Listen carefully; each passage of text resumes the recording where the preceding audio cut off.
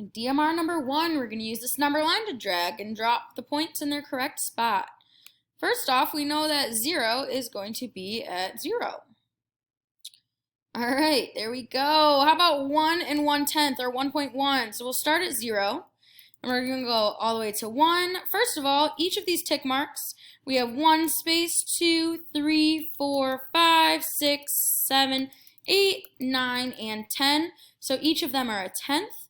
So 1, and then we're going to go 1 tick mark past the 1 for 1 and 1/10. All right, -1 and 4/10. So we'll go -1. So we'll start at 0. We'll go -1 and 4/10. So 1, 2, 3, 4/10.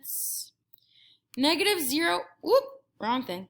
-0 and 9/10. So we're going to go -9/10, -1/10, 2, 3, 4, 5, 6, 7, 8, 9/10. Negative, that is. And +5/10. So we're going to go 1, 2, 3, 4, and 5/10. Now we're going to look at these numbers. So we're going to compare 5/10 and 1 and 1/10. So if we have 5/10